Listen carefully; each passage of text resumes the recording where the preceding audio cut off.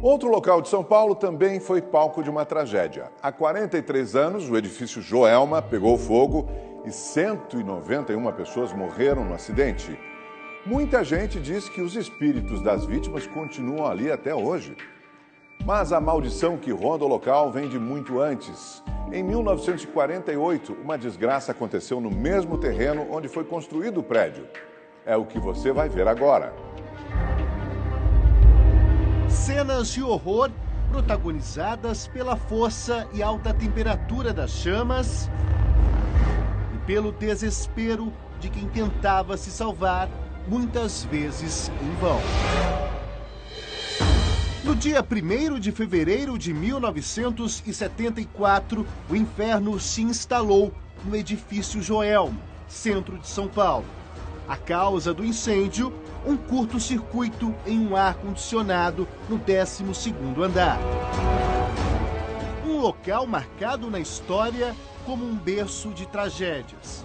A começar pela tortura de negros e que depois serviu como palco para um crime familiar. Até chegar no incêndio, dificilmente será esquecido. Mesmo depois de muito tempo e com o prédio reformado, é impossível não olhar para o edifício Joelma, que hoje recebe o nome de Praça da Bandeira, e não se lembrar do alto volume das chamas, das pessoas desesperadas se jogando das janelas e também dos que morreram queimados. Lá se vão 43 anos desde que o incêndio entrou para a história como um dos mais trágicos do país, matando 191 pessoas e deixando mais de 300 feridos. Hoje, muita gente diz que o prédio é mal assombrado. Será mesmo? Isso e os bastidores que envolvem o incêndio no edifício Joelma, você acompanha agora.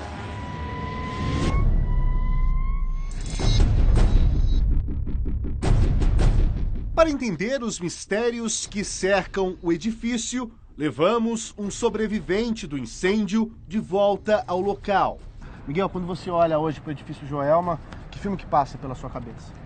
Um desespero muito grande no dia, vendo os meus amigos e um monte de pessoas, muitas pessoas no desespero, pegando fogo, tentando achar uma saída, que infelizmente para umas pessoas foi impossível. Eu tive bastante sorte assim, apesar do desespero grande, eu fiquei localizado num dos andares que correspondia ao 18º e consegui ficar ali no banheiro com outras 15 pessoas. Lembranças que Miguel dificilmente irá se esquecer. Marcas que ele carrega e que podem estar presas no edifício para sempre. Será mesmo? Convidamos um radiestesista, profissional que estuda a emissão de energias materiais e sobrenaturais. A gente está se aproximando aqui do edifício Joelma, que hoje se chama Edifício Praça da Bandeira. São 10h20 da noite e a gente escolheu esse horário justamente por causa de um fluxo menor de pessoas. Isso facilita a vida aqui, o trabalho do Silvio Laranjeira, que eu vejo, inclusive, Silvio, você está com essa caixa onde tem alguns instrumentos de trabalho que você usa para medir a energia, certo? Explica para a gente o que serve cada um deles. Ok. Em primeiro lugar, um pêndulo é o instrumento mais usado por nós radiestesistas, né? Ele é apenas uma extensão da minha mão, é ele quem traduz aquilo que eu sinto mentalmente. Este é um aurameter, ele tem uma função semelhante à do pêndulo, só que ele me facilita quando eu preciso medir auras ou encontrar pontos específicos num corpo, por exemplo. E aqui nós temos um dual Rode, que é um instrumento muito preciso, é um instrumento que capta energias sutis com uma delicadeza muito grande, e quando a gente começa a fazer perguntas mentais, ele vai começar a oscilar no que eu pergunto. A gente está aqui na frente do estacionamento do edifício. Conforme a gente vai se aproximando, o instrumento já vai vibrando, que tipo de reação você sente e o que você pode dizer para a gente? A nossa intenção aqui agora é saber se existem energias de sofrimento ainda no terreno, ok? Eles podem ser de pessoas que estiveram no incêndio e podem ser anteriores a esse incêndio também, tá? Você já sente essa energia? Sim. Olha lá. Eu não estou fazendo absolutamente nada com ele. Nós precisamos saber se almas habitam o edifício ainda até hoje, ok? Vamos lá. sem dúvida nenhuma. Energias de um passado ainda vivo para Miguel. Você presenciou pessoas que estavam no seu andar ali, se jogando pela janela? Como foi isso aí? Muitas, com muita tristeza.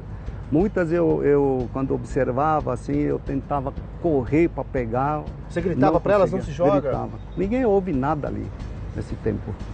Ninguém lhe ouve. A pessoa fica cega, fica assim, fora de si, completamente. A cada pessoa que você via se jogando, passava pela sua cabeça, eu sou próximo, eu vou morrer aqui queimado? Exatamente assim. Continuamos nossa caminhada em frente ao antigo edifício Joelma, já que não fomos autorizados a entrar no local. Agora o profissional utiliza um pêndulo para medir as vibrações. Neste ponto do terreno, eu encontro energias que são de pessoas ou que morreram por sofrimento aqui. Esse movimento mais intenso significa que é uma energia muito negativa? Quanto maior a negatividade, sim, vai ser mais intenso esse movimento. Agora o Silvio está com um instrumento que se chama Aurameter, que nada mais é do que um medidor de alma. Olha a intensidade que esse aparelho está rodando, tá? Isso não é um movimento comum desse equipamento. Esse equipamento estaria tendo um movimento mais preciso. Isso simplesmente denota a incapacidade de compreensão dessas pessoas. Agora, eu faço questão de pontuar, eu estou aqui do lado do Silvio. Você pode observar, você que está em casa, que não tem nenhum movimento na mão dele. O braço está parado, a mão também. Só o instrumento que está se movimentando de forma bem rápida nesse momento. Mas eu sinto gemidos. Como a gente via antigamente, né, em quadrinhos até, arrastando correntes, né? O arrastar correntes é aquele andar com sofrimento, né? E a gente percebe isso. São almas em busca de entendimento. São espíritos que não entenderam ainda o que aconteceu. Que não entenderam o que aconteceu, não perdoaram os acontecimentos, não conseguiram perdoar a si próprio pelo que sentem e andam vagando. São pessoas que precisam de ajuda. Quem trabalha aqui, que tipo de reflexos pode ter no cotidiano de uma pessoa? Uma energia desse porte causa até câncer. Até câncer? Até câncer. É possível.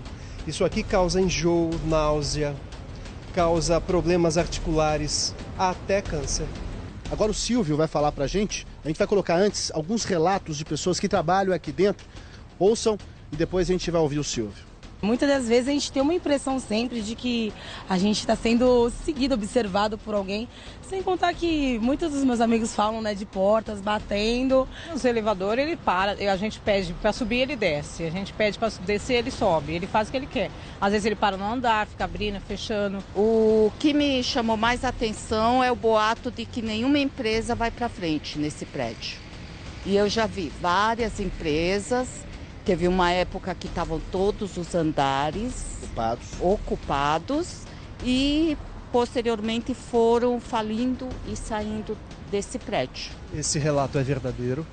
As pessoas têm medo mesmo. Eu teria, provavelmente. Precisaria entrar lá, mas eu também teria esse medo. Você também. Em meio aos mistérios que rondam o edifício Joelma, um chama a atenção. O das 13 almas. Pessoas que morreram abraçadas dentro de um dos elevadores durante o incêndio. 13 almas porque eles morreram abraçados, carbonizados nesse elevador, né? Não foram identificados, os corpos não foram identificados e foram sepultados, né, os restos mortais, no cemitério São Pedro, na Vila Alpina, aqui em São Paulo, na capital, lado a lado, né? Foram enterrados lado a lado. E a partir daí, várias pessoas comentam, né, que realmente começaram a ouvir choros, gemidos dessas sepulturas, né? Então, toda segunda-feira, que é considerado o Dia das Almas, muitas pessoas acabam indo lá, acendendo velas e colocando geralmente um copo de água no sentido de amenizar o sofrimento dessas pessoas, né? Mas os fatos que assombram o lugar começaram muito antes. Em 1948, bem neste terreno, aconteceu o chamado Crime do Poço. 4 mortos na mesma família. O professor Camargo, em 1948, foi ocorrido. Na verdade, morava ele, a mãe e 2 irmãs. E elas eram contra, na verdade, um relacionamento dele amoroso, né, com uma enfermeira. E ele então ficou revoltado com isso e resolveu matar elas. E depois levou-as para o fundo do poço, né, jogou de cabeça para baixo. Depois, no dia 23, né, de novembro, descobriram, né, enfim, assumiram as mulheres, enfim, chamada a polícia. Ele estava na casa na época e descobriram então os corpos. Ele pediu para a polícia para ir até o banheiro, né, e nesse momento ele acabou se suicidando com um tiro no peito também. Né. O local também funcionou como um pelourinho, onde escravos eram torturados nos séculos 18 e 19. Nessa região tinha muitas chácaras, tinham muitos escravos, né? E quem não era indisciplinado acabava sendo açoitado aqui até a morte. Fatos que fazem do edifício um local considerado por muita gente amaldiçoado. Para quem sobreviveu ao incêndio, recordar cada detalhe significa se lembrar que naquele dia nasceu de novo. Sua sensação quando viu os bombeiros, quando viu a escada Magiros, quando você conseguiu pegar na escada, se apoiar ali, o que passou pela sua cabeça? Só agradecimento a Deus e falando para as pessoas, se segura, não solta, desce devagar, vamos lá. E quando chegou lá embaixo, os bombeiros pegavam a gente, davam um pouquinho de leite para tomar, colocava na ambulância, da ambulância a gente ia para os hospitais. No meu inconsciente eu falava assim, olha, eu vou sobreviver. Né? Você tinha fé que você ia sobreviver? Sempre fé. Eu tive a sorte também de estar num grupo de pessoas com muita fé.